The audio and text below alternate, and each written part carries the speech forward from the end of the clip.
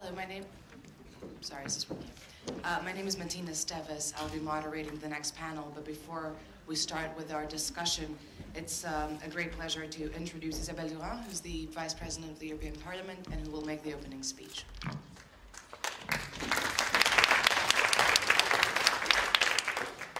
Bonjour à toutes. Alors je suis assez contente d'être ici parce que je pense qu'introduire une séance de travail qui va parler de la manière dont les femmes peuvent essayer d'apporter des inputs nouveaux en matière d'économie et de compétitivité, c'est très intéressant.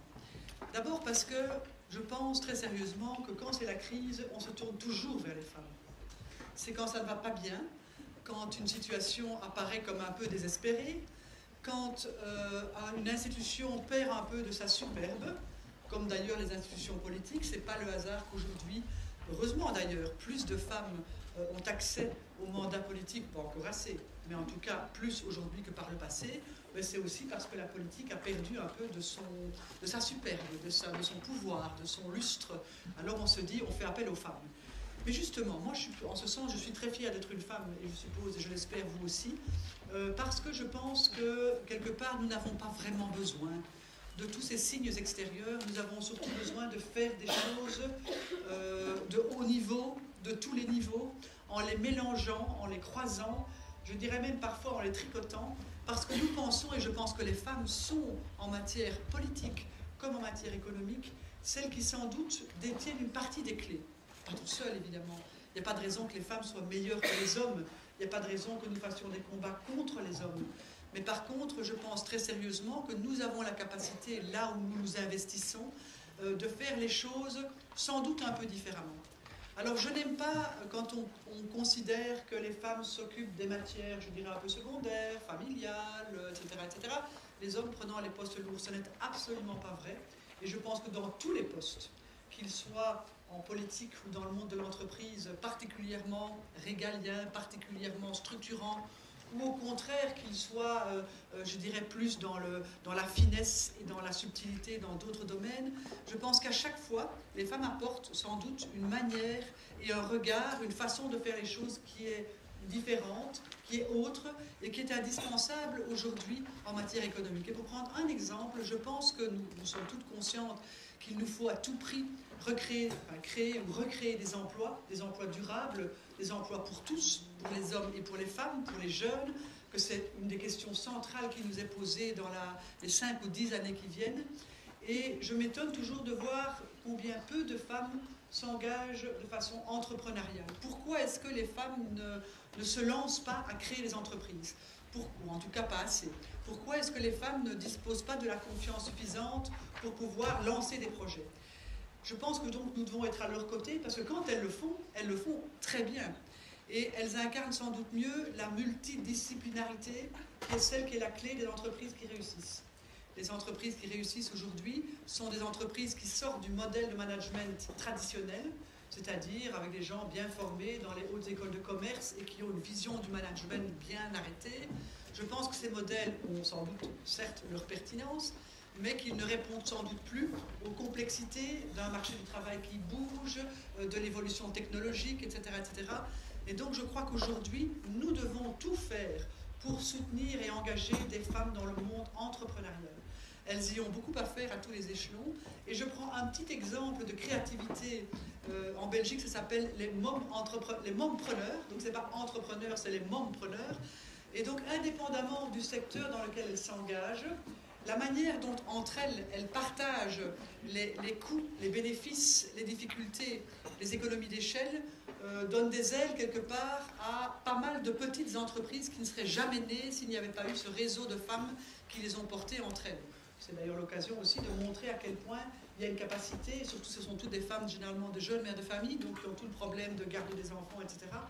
Et donc je crois que vraiment, nous avons toutes, en particulier nous, mais je m'adresse aussi aux quelques hommes qui sont dans la salle, une responsabilité à engager et à pousser à l'entrepreneuriat féminin, non seulement parce qu'il n'y en a pas assez, c'est une évidence, mais aussi parce que l'entrepreneuriat de demain, celui qui fera le 21e siècle, celui qui fera, je l'espère, les emplois de nos enfants et petits-enfants, c'est celui qui sera plus souple, plus créatif, plus multidisciplinaire, mieux ancrée dans sa réalité locale ou régionale, mais en lien avec le restant du monde. On n'est plus à l'époque où on se ferme entre soi dans des petites choses closes et très uniquement de proximité.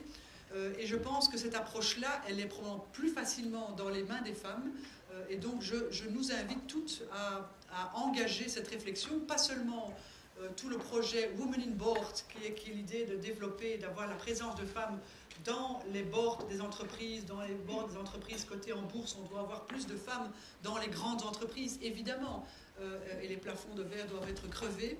Mais pensons bien aussi que ce n'est pas uniquement en poussant les femmes dans ces postes-là que nous gagnerons la bataille, si je peux dire, de la création d'emplois ou de la transition de l'économie qui doit être connue en Europe, et qu'on la rencontrera si on encourage aussi les femmes à développer l'entrepreneuriat. Quand je dis entrepreneuriat féminin, j'aime pas, parce qu'on a l'impression que c'est une entreprise de couture, je ne sais pas moi, ou d'économie sociale, malgré tout le respect que je peux avoir pour la couture ou pour l'économie sociale, alors qu'évidemment, il n'y a aucune raison que ces secteurs soient réservés aux femmes. Dans tous les domaines, construire ou monter un projet innovant, un projet qui intègre les contraintes écologiques, qui intègre une vision de long terme, qui travaille en multipliant, je dirais, la valorisation de l'ensemble des travailleurs d'une entreprise, qui permet depuis le moindre nettoyeur, ou nettoyeuse, je dirais nettoyeur exprès, les administratifs, les cadres qui travaillent dans une logique différente du point de vue de la valorisation des talents de l'ensemble des personnes actives dans l'entreprise, qui s'est déléguée. Je pense que les femmes savent mieux déléguer que les hommes, en général. D'ailleurs, elles y sont contraintes, donc je veux dire c'est presque une deuxième nature. Ces qualités-là sont celles d'un petit ou d'un grand manager aujourd'hui, et donc je crois vraiment que nous avons une grosse responsabilité à les encourager, à les soutenir dans tous les projets qu'elles peuvent mener en termes de création d'activités économiques, mais aussi, je dirais, de bénéfices secondaires de l'activité économique, c'est-à-dire la valeur immatérielle d'une entreprise. Une entreprise n'a pas qu'une valeur matérielle, une valeur en bourse, si elle est cotée, ou un chiffre d'affaires. Une entreprise a aussi ou doit avoir une valeur non matérielle, qui est une valeur pour la société à laquelle elle s'adresse, à laquelle elle vend ou elle propose des produits ou des services. Elle doit être quelque chose qui peut être un pôle de développement dans une région, dans une ville, dans un village, un pôle de développement qui attire et qui associe les autorités publiques, les autorités locales, qui mélange, je dirais, la création artistique, la création culturelle. Donc toute cette approche plus multidisciplinaire et plus globale, je pense qu'elle est plus dans les mains et dans la tête des femmes. Et donc je pense que si nous les encourageons plus à travailler dans ces domaines, nous donnons plus de chances à nos sociétés européennes de développer des emplois, je dirais, plus durables, des emplois mieux ancrés, des emplois ouverts à tout le monde, hommes et femmes, quel que soit leur niveau de qualification, et qui poussent tout le monde à être un acteur de la société. Donc je suis convaincue que c'est quand ça ne va pas bien qu'on fait appel aux femmes. Et donc nous avons toutes, à notre niveau, en politique, comme dans la société civile, comme dans le monde de l'entreprise, une responsabilité à prendre quelque part, pas la perche qui nous est tendue, parce que ce n'est pas une perche tendue, franchement, moi je ne le vis pas comme ça, mais à prendre la part qui nous revient naturellement.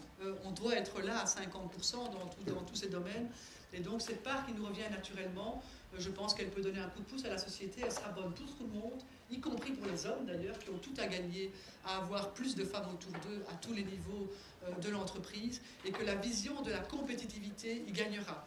Elle sera sans doute une compétitivité économique, avec tout ce que ça implique, aussi parfois comme rudesse ou comme violence, y compris d'ailleurs dans le monde politique. Mais je pense que cette compétitivité peut-être prendra aussi un sens un peu différent si elle est menée à égalité entre hommes et femmes dans les secteurs dans lesquels ils sont actifs. Voilà donc ce que je voulais vous dire d'entrée de jeu. Je ne sais pas rester avec vous parce qu'il y a d'autres choses prévues cet après-midi, mais en tout cas, je regarderai avec attention le papier final. Et puis il y aura peut-être d'autres occasions à retravailler ensemble sur l'un ou l'autre de ces aspects. Et donc d'avance, merci pour vos contributions à notre tâche globale.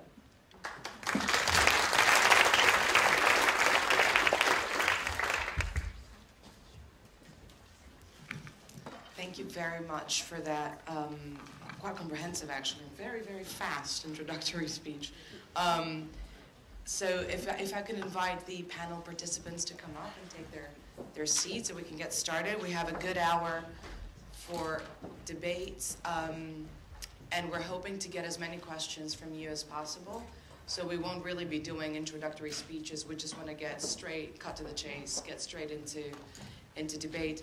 It's a great pleasure to introduce and to chair this panel of very impressive women.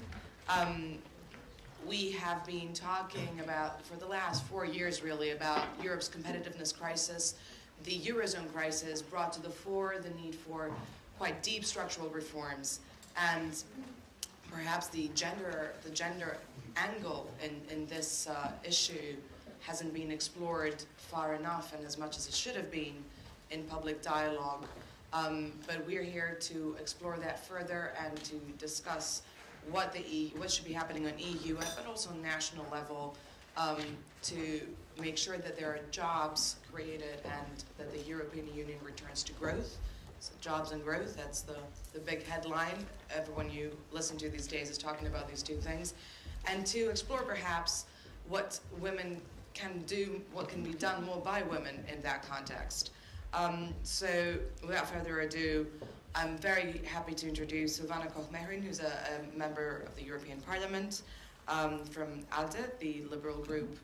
Charles Leclerc-Spooner, who's a partner at DPPA and a member of the board at Euractiv. Maria Francesca Spatolizano, who is the European Union ambassador to the OECD. And Saskia Van Uffelen, who's CEO at SA Bull NV and a digital champion, which is very, very impressive. I'll just kick off the debate with a question, and I hope that you will join us in asking questions straight afterwards. If I could just get your introductory thoughts so that the audience can get to know you a little better. In terms of competitiveness, what do you think the top issue should be in this new push for structural reforms in the agenda for the European Union and perhaps on a national level as well? Silvana, if I can start with you. Well, thank you very much, Martina, and ladies and gentlemen, thank you for coming here. I'm happy to contribute to this discussion. Well, the original questions on our panel didn't really exactly have much to do with gender. So, but given the fact that we're a women-only panel here and that this discussion is part of a women's forum, I guess the gender element is a crucial part of it.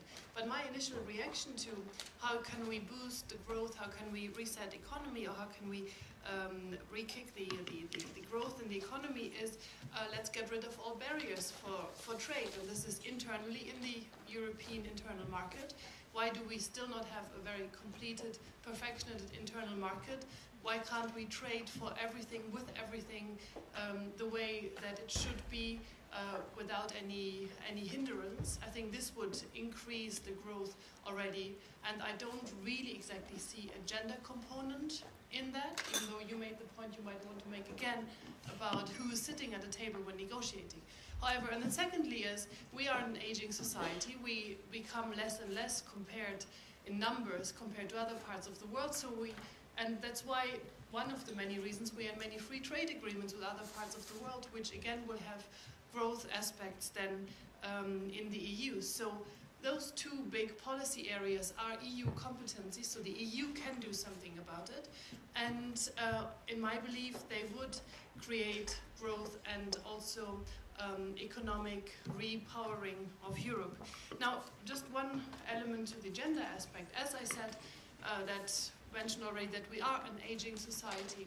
We are a highly skilled society compared to many other parts of the world.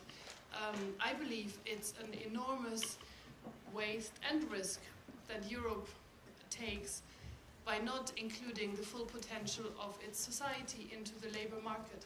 We can see, and these figures have been recited many, many times, more and more university degrees are held by women in areas which are where Europe has special competencies, and then at a certain moment in their career they face this glass ceiling, and they know whatever the input that I will make here, the likelihood that my male competitor, not me, is a gender pattern and is not based on competency. That's why many women eventually take the decision to not live up to their full potential in their jobs, but retreat from their careers into other aspects that life has to offer. And I think these are structural patterns that we in politics have to address. Europe can do a bit on that, but social laws and labor laws remain mainly national laws. And from a liberal perspective, I might want to add that I think that's good.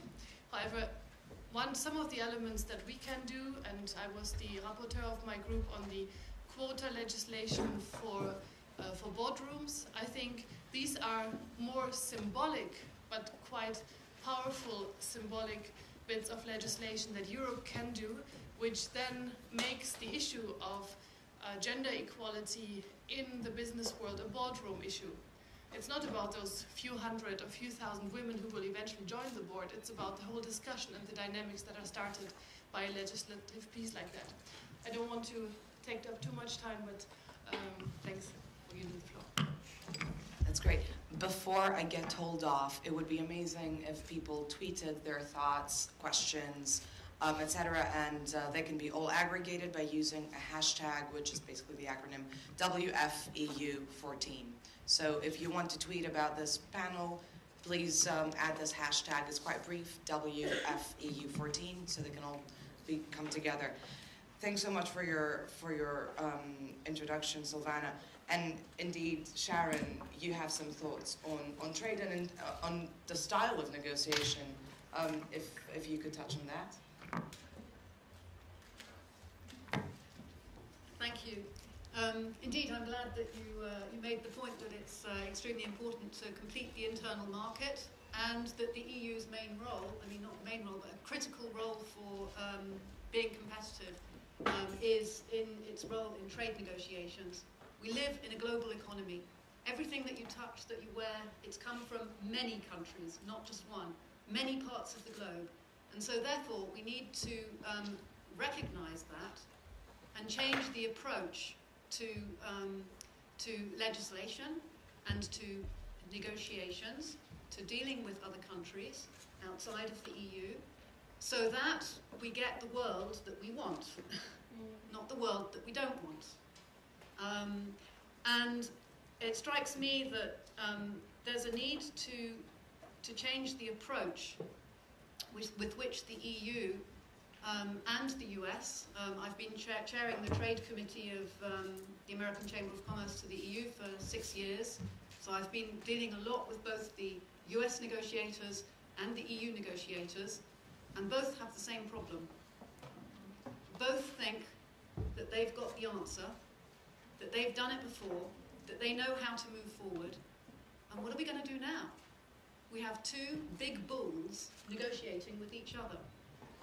And if they maintain the same old tactics and approaches, which is to win over the other one, to get the other to say, yes, we agree with what you do and we're going to adopt it, because of course the EU in many of its negotiations with neighbouring countries, it's about getting those countries to adopt the EU acquis, which makes a lot of sense. And it makes a lot of sense when those countries, especially when they came out of the former communist system, needed to actually adopt wholesale new legislation. But with the US, we're in a completely different ballgame. The US has a fully developed economy, democracy, regulations. When you go to the US and you drive a car, you feel safe, you eat the food, you feel safe. When you're in the EU, you drive a car, you feel safe, you eat the food, you feel safe. And yet, both sides seem to think that the other side has got much lower standards, is about to destroy everything that we built up through our democracies, and therefore these negotiations are problematic, and each of the negotiators has to try and get the other side to agree and capitulate to their side. If we go ahead like that, it's not going to go anywhere at all, and we're not going to progress the economy, because to progress the economy and our social well-being, we need to get rid of the petty bits of the legislation, of which there is so much. You know, saying that in order for the car to be safe, you have to have the bumper done in this way. I mean, no, you don't. You need a bumper that solves the problem, you know, that protects you in an accident. We don't give a damn about how the bumper is actually formulated. And So, you know, there's a lot of these little things, and there are thousands of them that we can get rid of through coming together and saying, well, what's the objective? The objective is that it's safe. So, how are we going to get there? Can we just recognise that the other side's legislation works? Should we be converging? No, let's focus on that, not who's going to capitulate first. So I think that there's a new approach that's needed towards trade negotiations, which is one of the areas where the EU can really contribute to our competitiveness and also to a global economy where high standards reign. So I think that's a few thoughts to share. Very important thoughts, and definitely a very important angle. The ambassador has asked me to call her Francesca, so I'll do that. Francesca, if you could bring in the OECD perspective, in particular because the OECD has been such a driver for reform around the kind of developed world, and in particular very active in later years and more recently in the EU. What's the take-home message from your exposure to that forum, and what do you think should be prioritized right now? Thank you very much. I have to say that the OECD, as always, will tell you is not fast enough and is not big enough, whatever you're doing. So, in this particular case, we're talking about structural reform and banking union and this sort of EU-level interventions. So we had, over the last few years, a very interesting debate in the OECD about the size of the intervention, if you want to call it, or support that was necessary or not necessary. But I would say, all in all, there was a good understanding that the EU had to do something, and not only the individual countries who were affected by the crisis. And in the end, I think there is a very large convergence in the analysis of both the EU and the OECD that what European institutions have so far done and keep doing, of course, is far from over, is the right approach and starts to bring about elements of positive coming out of the crisis. Let me start a little bit earlier than that, 5 years ago, basically, to highlight that indeed the crisis was not a European doing. Very often you hear people complaining about Europe, the crisis in Europe, and as if the European actions brought in an economic crisis. Now, I beg to differ and say it's the reverse in many ways. And historically, it is at least true that the crisis started as a banking financial crisis 5 years ago in the US. And being the global economies we are, we got involved right away. And of course, it became an economic crisis, which had a social impact and destabilized even governments because of the high debts some of these governments had. So this is how you should remember what we have and are still going through. Now, what I would advocate is that Europe fought back, indeed, with the instruments it had. European institutions, European Commission in particular in this case, and the Council and the Parliament, they have a number of powers, but not unlimited powers, and that's very good. And therefore, do with the moyens du bord. And what we could propose and then was adopted was the best that the institutional framework allowed and the, of course, market conditions allowed. So one has to put this all last few years in a perspective, I think. And I think I can, in this particular forum, ask all of you who are going out there and know European issues and are probably interested in European politics to try to make this effort to explain, because it's very important that the message goes down to everybody, also those who are not in this room are not always familiar with all the facts which underpin the evolution we had in the last few years. So, having said that, there are in our titles, as others have said, reference to European tools and competitive economy. And I wanted to say that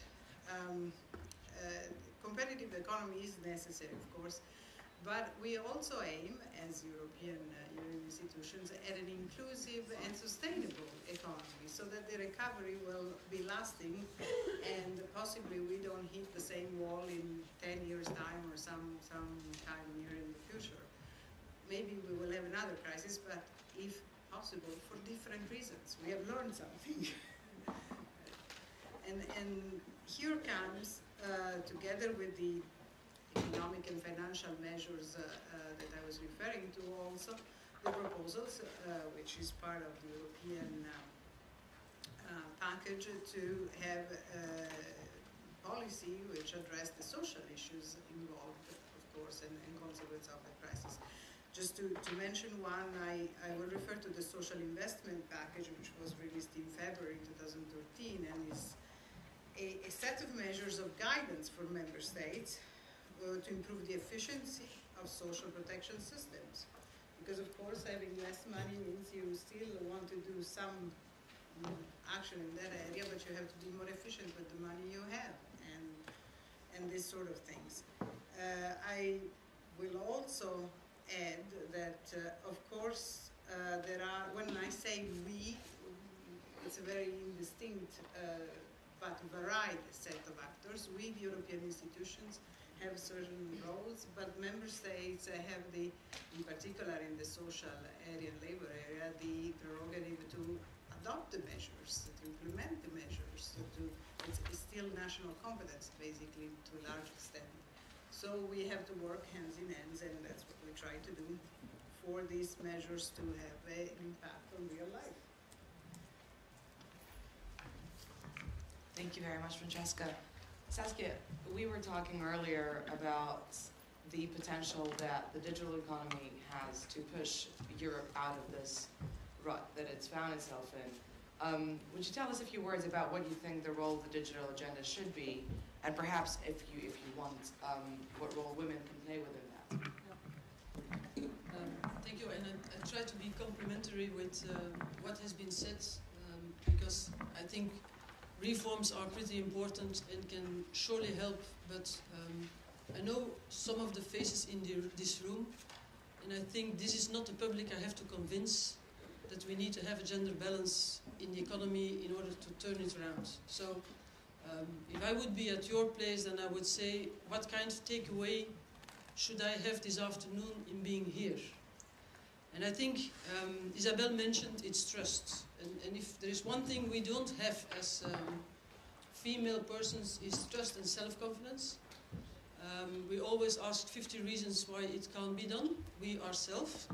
So I think we first have to create self-esteem and proudness on what we are capable of doing, because if you are proud of yourself, then at least the people around will sense it, will feel it, and they will certainly do something with it. It's a responsibility of each individual. I think I'm invited here not as being part of the European, being responsible for reforms, but as being an entrepreneur. I'm CEO of 2 IT companies, as being a mother of 5 kids of 3 girls, and maybe because I'm a female working in a straight male sector could also be of maybe one of the reasons. So I think each individual here in this room has also responsibility that when the reforms have been defined, that everybody speaks in a constructive, in a positive way around themselves in order to change the real execution. Now, you refer to the digital world. I'm a little bit worried, and I must be honest, I'm not that worried about the gender problem. I do realize that I say something which is extremely against the completely agenda. I'm not worried about the gender problem, but I'm worried about the young generations. Because if I speak with my children, they do not sense a problem. Because for them, being a girl or a boy is less different than the image and the perception we have.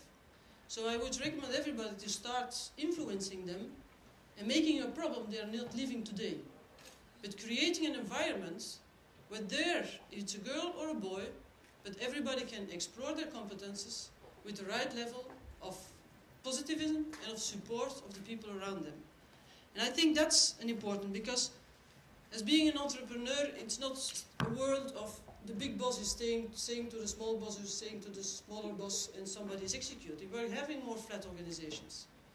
So maybe what a female entrepreneur touches more is how to manage, like they say in French, d'une façon durable, the human assets, which is the most important assets we have in our companies. If we want to turn around the economy, then we have to do it with the people we have. And get out the best of everybody.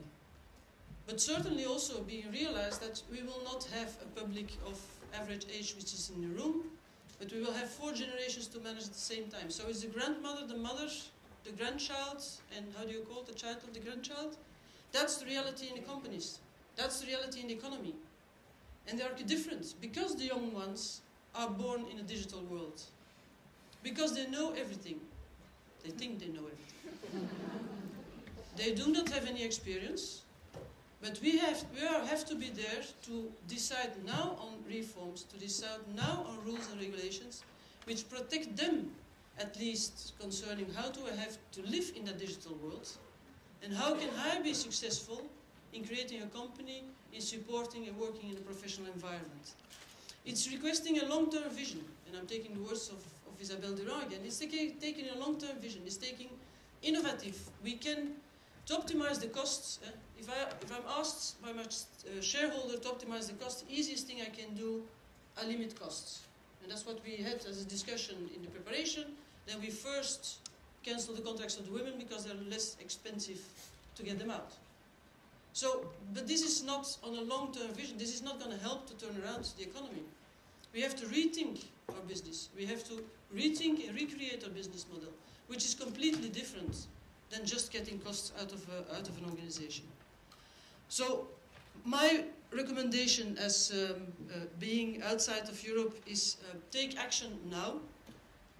Yes, it's a good thing to work on a structured solution, but I think if each individual here in this room get out of the room with saying, me, I will do point A, B, and C in order to get this economy back on track and to get a balanced workforce in place, I think we can already start hoping that the economy will turn around once a day. Thank you.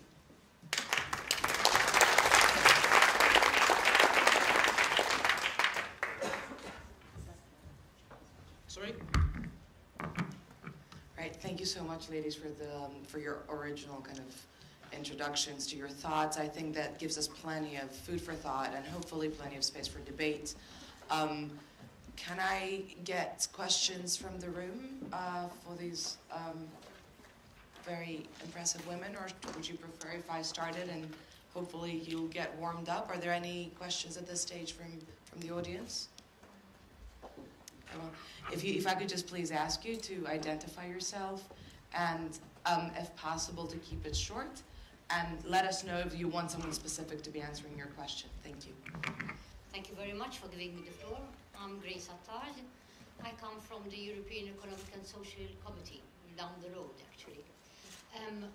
One question I would like to ask the speaker who spoke about the US-EU trade relations, because we in our committee are very, very worried about the way negotiations are moving forward, especially concerning food safety.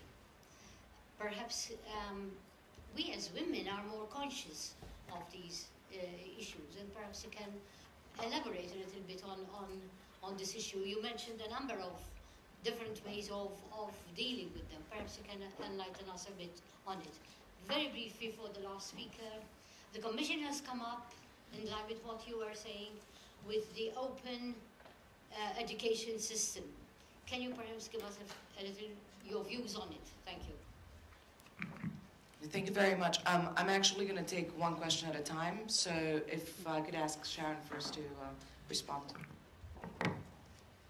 Indeed, food safety is one of the, it's maybe not food safety, I think that's not so much of the problem. It's more cultural choice about the types of food and the way that the food is developed that's the issue.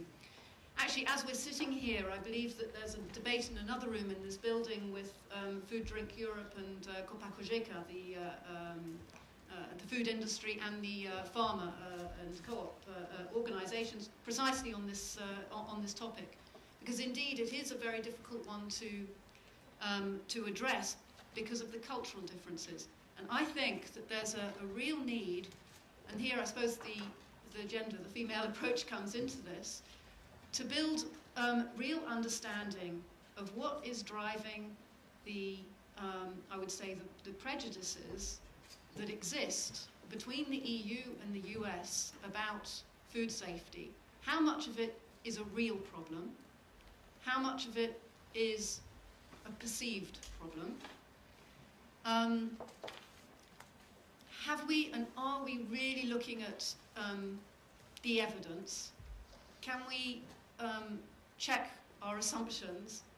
And then can we talk to each other, the authorities on both sides, to better understand and then see what we can do together? So I think I wouldn't say food safety, but food regulation is probably going to be one of the most difficult areas in the negotiations, precisely because of those different cultural perceptions, and which is where kind of a female bringing the people together to better understand each other and try to find ways forward rather than trying to impose one or the other culture onto one another is a way forward. There's another aspect which I think is important to look at in these negotiations, and that is the cultural differences, should I say, or perceptions, between different groups in our respective societies as well. So within Europe, you know, the consumer organizations, the environmental organizations, the business community, they also need to communicate a bit better together to also get over the prejudices that exist between the different groups as to what they're trying to achieve and what we actually all want. Because at the end of the day, we're all humans, and that's the main thing that we need to keep in mind. But each of us in different organizations are maybe more focused on one aspect of it. So let's find the solutions moving forward. Thank you so much for that. We could probably have a couple of conferences just on the trade talks, and I believe we do. Before I get to Saskia, I think Silvana wanted to weigh in on the trade negotiations, and then I'll get right to you. Yeah, I'm extremely sorry because I'm going to say the opposite of what you said, but I'm serving on the trade committee here, and I've been following the negotiations with Canada, which is, in a way, the negotiations are, in a way, the little brother of the EU-US negotiations. And in agriculture, it's always the complicated bit. So this leads some to the conclusion we should do free trade agreements with countries which have very highly sophisticated regulation systems about everything but agriculture. We've got long traditional vested interests, and which make it extremely complicated to find compromise. Now, on the food specifications, I think if you look at the structure of European society, the most adamant and the most emotional fighter for keeping certain food principles in Europe are the women. Thus, they don't want GMO food, and they don't want hormones in their meat. And this is, there's very little room to compromise, so I don't really think that it's about cultural understanding in this regard. We've got, as a parliamentarian the last 9 years, I've been faced with many different campaigns on exactly these issues, and I can tell you the uproar of citizens when it comes to GMOs is huge. So I'm a bit reluctant to say bring more women to the table, and negotiating these food agreements would help. I actually would believe that it might, if at all, pour more cement into the negotiation level. Some fascinated, also gender-related nuance in that debate. Thank you very much for that input. And Saskia, would you like to respond to? So maybe to position a little bit your question, within my spare time, I have the honor to work with the European Commissioner Nelly Kroes, who has the responsibility of the digital agenda and who has a digital champion per country. Now, what is the objective is very simple. It's to get every European digital. Now, we have some hurdles. And one of the hurdles was that, and that we share with all digital chambers, so with every member state, that we have a big gap between the educational system and the real world. And it starts in primary school, where if you are a heart surgery, and you did a surgery in 1980, and you want to do in the same room a surgery today, it's not possible, because everything has changed. But I don't know if some of you visited your classroom where you sat a few years ago. There's a big chance that nothing has changed. And this is the reality. This is the poor reality of the educational system in Europe. So we urge with the system of open up educations to get every school a digital school within 2020. But it needs a lot of stakeholders to bring together. Not to forget the children themselves, the parents, the editors, the teachers, the governments. So it's a very challenging task. So what we do, we try to cut the elephant in pieces, and we take some objective as a priority. Now the goal is very simple, is to create young people who have been trained with digital competences in order to make it possible for them to be hired in a company. Because there's no professional job anymore where you do not need digital competence. However, there is a major gap between the educational system and the reality today. Thanks so much for those thoughts. Can I get another question? Just over there, please. Bonjour, je m'appelle Isabelle Alénard-Doutzi. J'ai fondé Jump, qui s'occupe d'égalité professionnelle. Donc la thématique du panel, c'est avoir une économie compétitive. Effectivement, nous sommes à 99% de femmes dans la salle.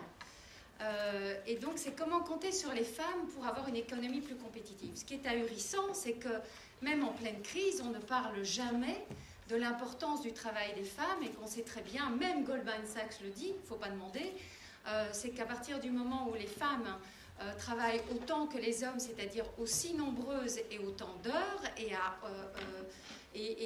tous les postes, donc tous les types de métiers et tous les types de fonctions, eh bien, la croissance économique, le PIB augmenterait de 16% au niveau de l'Union européenne.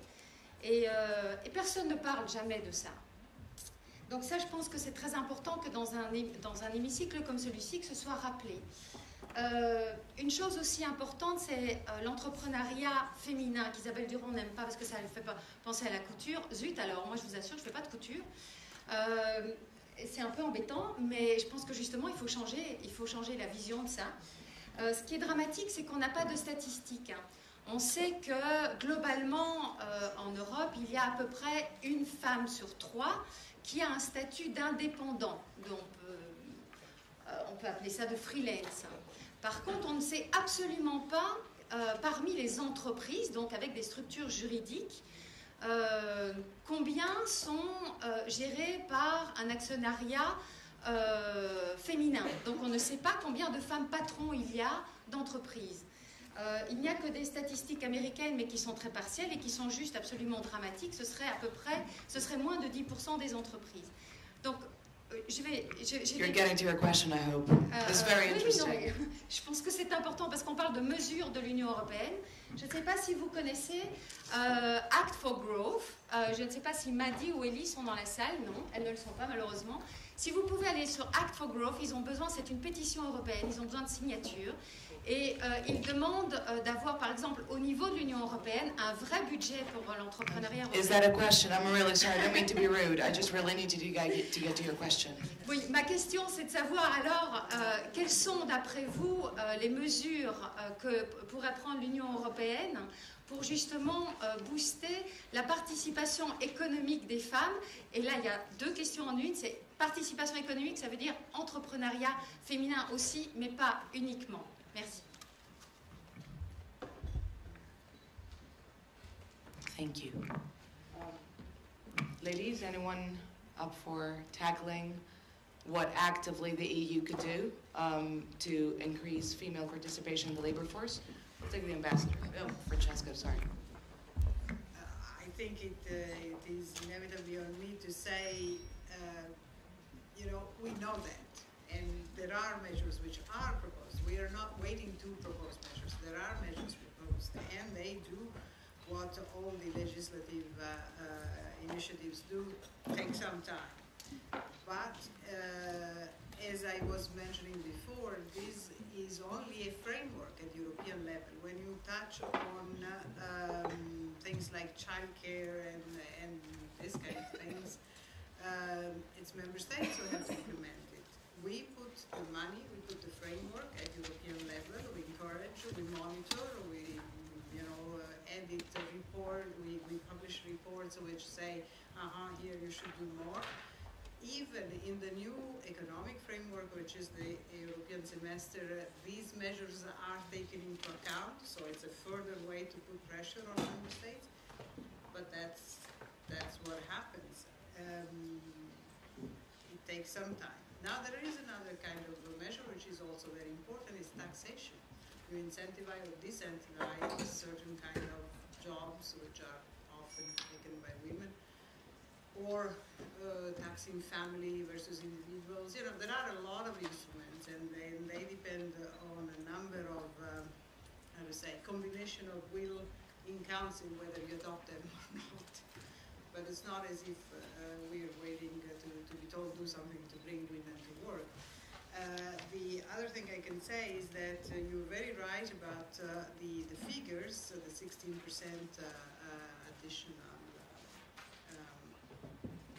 addition to the GDP that you mentioned, and in fact, another figure I can share is that in Europe 2020 strategy, one of the objectives is to bring 75% of the population in the labor market by 2020. And if you look at the men versus women current employment rate, you have that 75% of men are employed in spite of huge unemployment, 75% of men are employed, and 62% of women are employed. So there is an obvious reason to act. Thank you very much. I think Saskia wants to weigh in as well. Isabelle, on se connaît, donc je m'attendais à cette question. Et je sais que Noël est passé, mais je vais quand même essayer d'être comme entrepreneuse, je ne sais plus ce qu'on doit dire, deux souhaits, si je peux. C'est tout d'abord de stimuler le recrutement. Aujourd'hui, je vis vis-à-vis de l'actionnaire qui est orienté et faire du profit est une bonne nouvelle et c'est pas une chose qu'on ne peut pas faire. Je crois que ça fait vivre beaucoup de familles. Mais on est un peu réticent à faire du recrutement parce que les conditions sont quand même assez lourdes et assez conséquentes pour le futur. Si on veut effectivement faire avancer, je dis, le mix entre hommes et femmes, je crois qu'une action concrète pour stimuler le recrutement de la société sans mettre tellement de défis sur l'aspect financier dans les sociétés, je crois que ça va indirectement aussi augmenter le nombre de femmes qui travaillent. Et un deuxième souhait, c'est un peu le fameux qu'on dit toujours des États-Unis. On a une culture en Europe et on a des règles en Europe qui ne permettent pas de faire des non-réussites. Faire faillite en Europe, c'est un scandale pour le reste de la carrière. Ça vous suit dès que vous l'avez faite. Donc, je peux comprendre que quand on parle au niveau de female entrepreneurship, combiné avec le DNA qu'on est, qu'on ne veut pas nécessairement essayer d'éviter tout risque, je crois qu'on doit urgemment prendre des mesures qui nous permettent de au moins, pas trop faire la même erreur, mais au moins de faire des erreurs. Parce que c'est par ces erreurs qu'on apprend.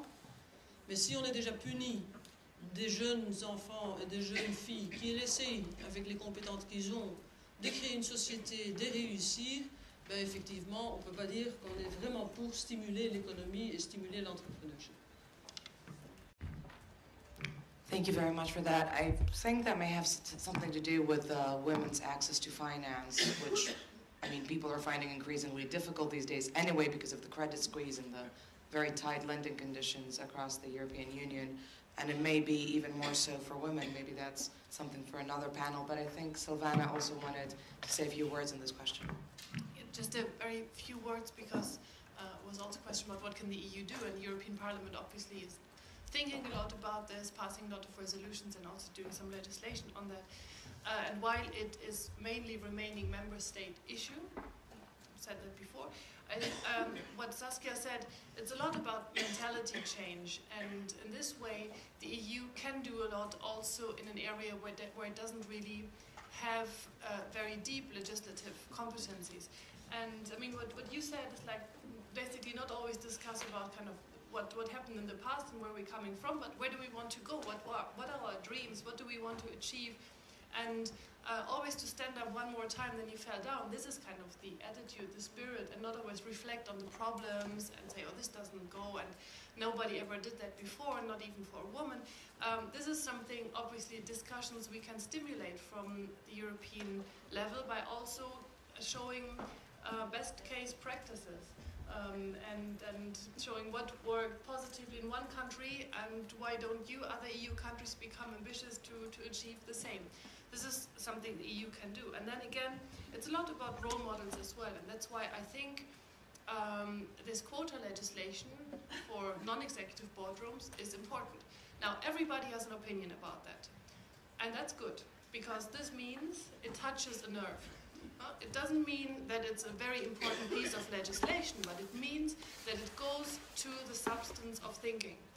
And you can see that whenever you raise it, everybody immediately understands what it's about. So simple, it's always good to start a discussion. And then you can, from that, develop these other elements of arguments, and then maybe come to the conclusion that quota legislation is not the way forward, or you come to the conclusion, yes, quota is the necessary means that we need until we achieved a certain equality in the non-executive boardrooms, and by this have enough role models at the very high level of the hierarchy and economy, and this might trickle down. And having said that,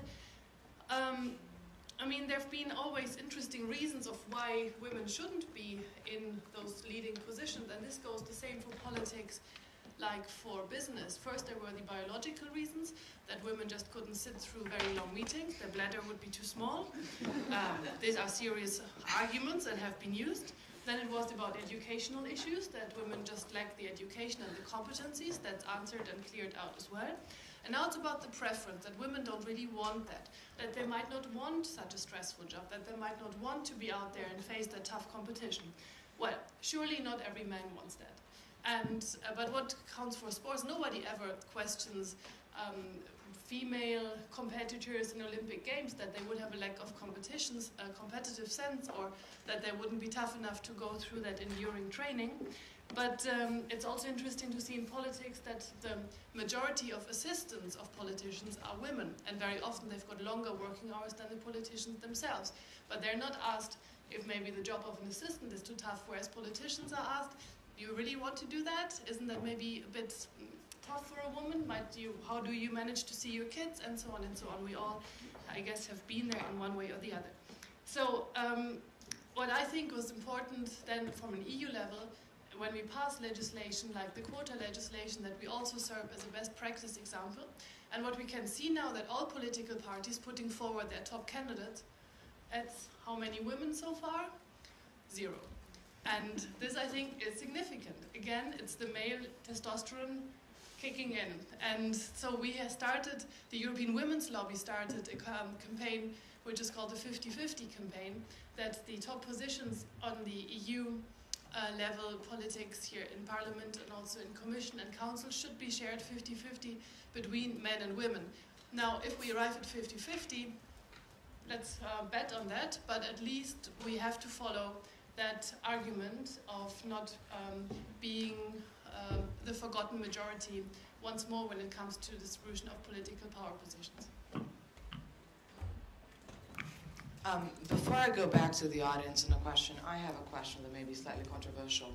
How would you feel if you knew that you got your job because you're a woman and not on your merits? I would feel great.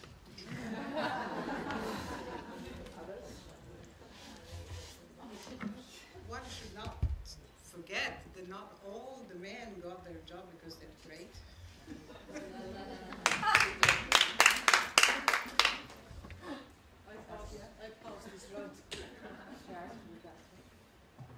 Clearly, I would prefer to get a job on the basis of merit.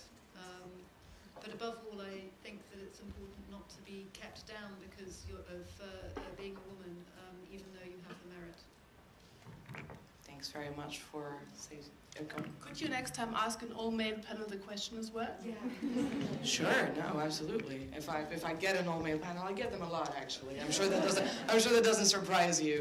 Perhaps I get my job in those panels because I'm a woman, just to break up the demographics a little bit. Have we got more questions from the audience? We've got plenty of time for at least a couple more. The lady in the jacket. Claudia Nagel, Germany. I have a bit maybe of a naive question. I was wondering about the basic attitude of politicians in European countries. And I was thinking that most of politicians I know, from far at least, do prefer to compete instead to cooperate. And I was wondering, what about a more cooperative and more learning attitude on the European level, and your perception of what you see being a bit closer than we maybe are? Thank you. Anyone interested in responding to that in terms of observations? Sure, Sharon. Maybe just to quote the Jacques Delors Institute, competition stimulates, cooperation strengthens, solidarity unites. And Jacques Delors was one of the greatest European leaders. And I think that that's what we need to move forward with. Just to follow up on your question, do you think ever that cooperative approaches to problem solving, especially in policy making level, can be interpreted as a weakness? To go back to what Sharon was saying a little earlier, is the more confrontational, take it or leave it, winner takes it all approach also a sign of strength? And how is that? How do you maybe see that in the environments where you work? Well, basically in a democracy, without cooperation, you don't get to any decision. And this specifically is the case for Europe. I mean, Tokia mentioned that in her introductory remarks, that the whole EU is based on a consensus model. If you can't find a compromise, then you don't move forward. This European Parliament has more than 150 different political parties. So if we all would stick to our party manifestos, we would not reach any single decision here. The EU Commission is in basically all majority party coalition, which also means that they have to find cooperative ways of deciding, because you've got the socialists, you've got the conservatives, you've got the liberals sitting around the table, and some of them have green thinking. So in a democracy, in a multi-party system, cooperation is one of the prerequisites. However, and this I guess is then also a matter of perception, if you have to convince a voter why to vote for me and not for him, then you've got to highlight the differences. Then you have to say, I would do it this way, and he would do it the wrong way. And this obviously is that negative image that is perpetrated, that politicians always only fight and don't come to conclusions. The European Parliament election have facing difficulties, I guess, also because for a voter it's not entirely clear what does my vote, how does it make a difference if I vote for this or this party, because of this consensus-driven policy approach that we have here. Something that would be unthinkable of in many national parliaments, that opposition and government vote together because they found a joint compromise in most of the issues, is happening here every day. But then to go out to the voter and say, I made a difference, makes it more difficult. So it's a very, very delicate balance to strike, but democracies are based on cooperation. Thanks very much for those thoughts. Are there more questions? Thanks very much. So Virginie Soumeau from Polar Foundation. I just had more a remark here, because in Europe we mention each time because of the crisis in 2008, etc. I'm coming from Africa. Since 15 years we are having a crisis. And we are having, especially within the women entrepreneur community, which is more numerous than the men, a very strong capacity of adaptation. So when we mention about growth in Europe, we must accept one day a problem with IT, shortage of electricity, etc.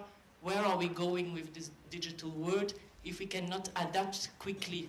How a society could survive without having the capacity to adapt? This is just my remark there. Any comments on the ability to adapt, especially in a post-crisis transition from our panel? Well, I think I fully agree with you. And the difference is the ones who are successful have a great openness for change. And the challenge is to be as proactive as possible. That's why I'm a little bit twisted between long-term decisions and short-term needs. And I'll give an example. Because you mentioned the digital world, the privacy law. We are still discussing and discussing and discussing and discussing and discussing about the privacy law, and we all know that all information is already everywhere. So the day we will get out of these discussions we are now having around the privacy law, so let's now work on how can we help the children to at least realize that what information can be shared, what is the danger of sharing information, instead of waiting an old discussion which is gone and over anyhow. To come back on your remark, I think this is a female competence. You can find it also in a male person. But I think that's the competence we're looking for. Now, coming back to your questions, if I sit in a male meeting, it's always a fight of I know more than you know. So it's a kind of a culture, and we fall into it, and I'm not an engineer, I'm working with 350 engineers. What the hell, if they can't explain me that I understand it, then how are you going to explain it to your customers? So we ask different questions, which makes our openness to change more relevant. But you can also find it, I've got brilliant of examples of male managers who have exactly the same competence, but there is a difference between men and women. And we should just create a new way of communicating, collaborating, competing, taking into account the differences. But there is a sense of urgency which I'm also a little bit missing in some of the activities. I see there's a question from our original questioner, but is there someone else who'd like to ask something? Yes, please, sir. Last question, Rodri Williams from AIG Europe. My question is, we're going to have a new Parliament, we're going to have a new Commission, and at the end of this year, if you were sitting in front of the next President and you were able to ask him or her, probably him, given what we've been saying, to do one thing that would make a difference to change that culture of confrontation to one of compromise, what might your one thing be?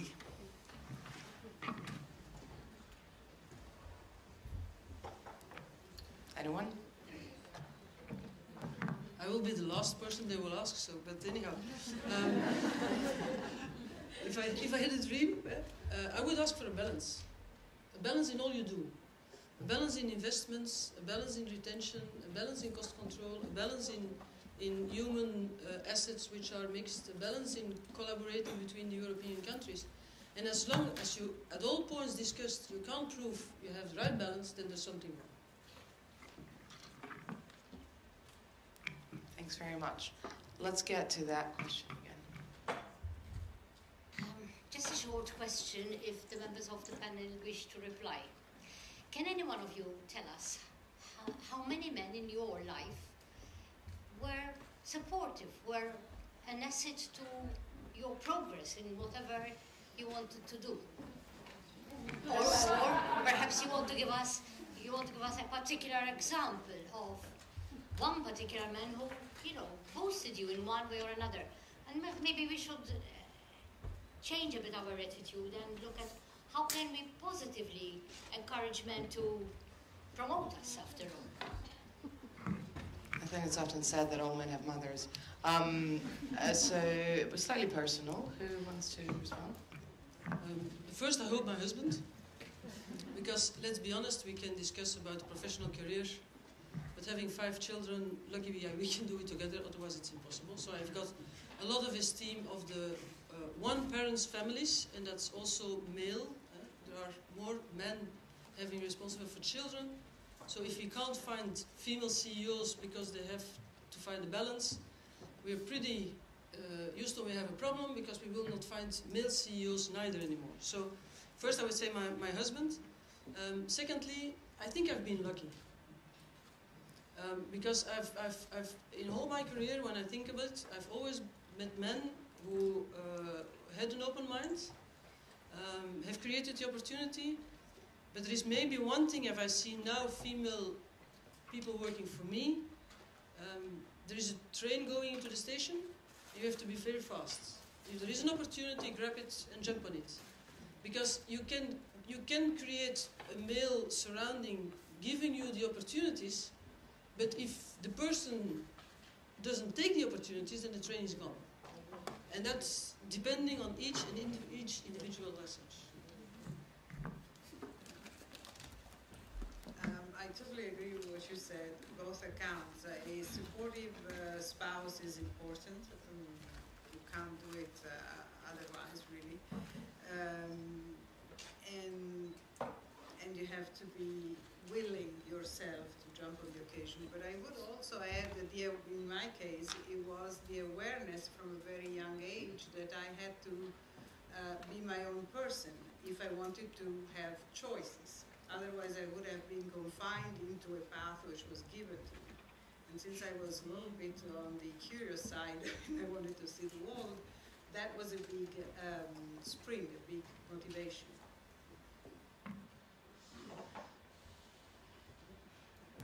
I think there is time for one last quick one. Oh, and we have two. Where have you been all my life?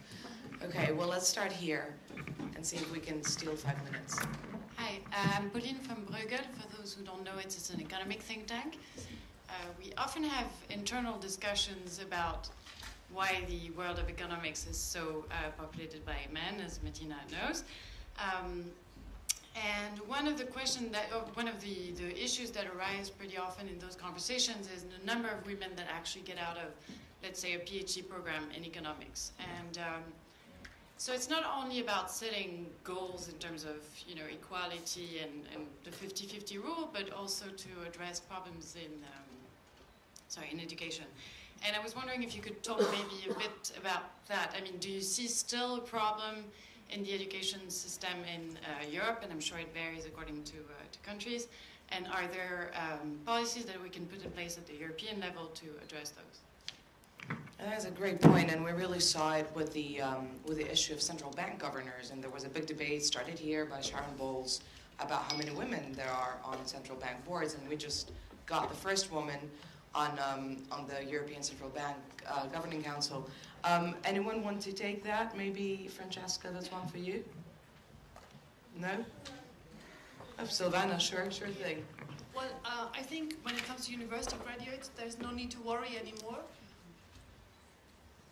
When it comes to university graduates, I don't think there is any worry that there are not enough women.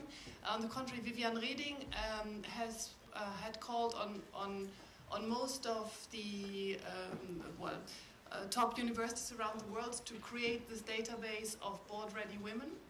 And there are impressive figures put together, and whoever says there are no women just didn't look far enough. The same for ECB, as you mentioned it. Once the parliament made the point that we're not willing to accept just any man because he's a man from a certain country, but that we would insist on more diversity because we believe the ECB could do a better job in a crisis, and that more diversity would lead to doing a better job. And interesting enough, then the ECB internally adopted for the non-political positions a quota system, and the results, I think, will be very important in the next few years. But once the decision was taken by this parliament, saying that we are ready to put this pressure on the national governments, all of a sudden there were plenty of female potential candidates. So it's very often which kind of glasses do you put on? Who do you look for? Do you look for your best buddy, who you know from the golf club or having been together in the same university because he's another man, or do you really look for quality and then you find women? And I think we have time for that last one. Well, quickly, I think a lot has been discussed discussed about changing mentalities and attitude, and just to touch on one point that Saskia and others made as well, in terms of looking after children and who looks after the children. I mean, the assumption is made, even where there are two-parent families, that it's primarily the woman's job and the woman is thinking about this. And, you know, that's, I mean, frankly, out of touch with reality these days, and still hiring decisions and promotion decisions in business and in politics, even if people don't say it, they're thinking this woman has 3, 2, 1, 5, whatever number of children, how's she going to manage that? That assumption is not being made with the father. And often the fathers are doing their fair share, even more than the share of the work. They're often stepping back in favour of the woman's career. That's happening more and more. And still we all talk about what's the woman going to do about childcare. And I'd like to know, on a very trivial maybe question, how many times Saskia's been interviewed and asked, how did you balance, you know, your career and your children? And how many times have male CEOs been asked how they balance their career with their children?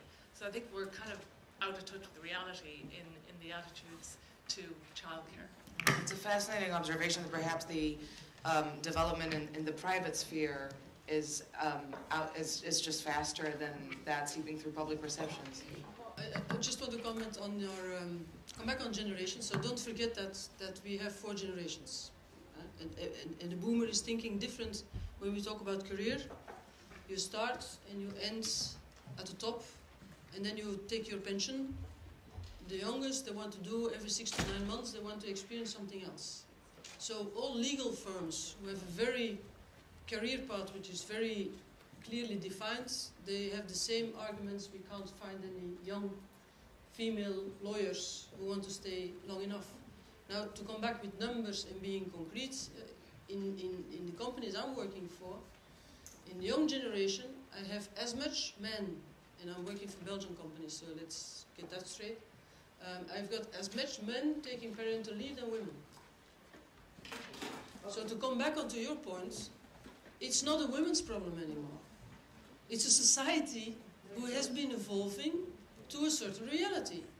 And if we don't get our act together and we recognize that this is a society, yes, indeed, we will not find male CEOs and male managers and male competent people tomorrow neither. So I think you touched on the exact right point. Only 2 minutes late. Oh, can we steal another 3? Go on, please, go ahead. I'm sorry, can I ask you to speak into your microphone? Thanks so much. Martine Meheux, Citoyenne pour l'Europe President. I would like to know what European female could do for Europe, and I would like to listen to you. All right, just a quick concluding thoughts from anyone on this panel?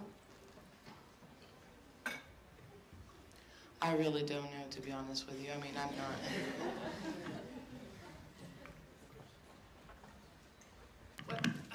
What a European female could do for Europe, so the other way round in a way, this question, not necessarily European economy, but for Europe as a political project. Is that okay?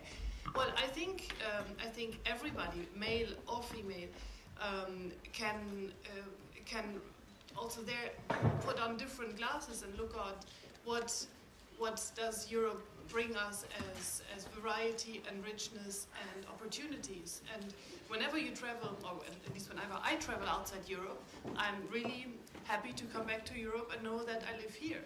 And this is something that I guess we often forget about. Obviously, there's many things that could be done much better.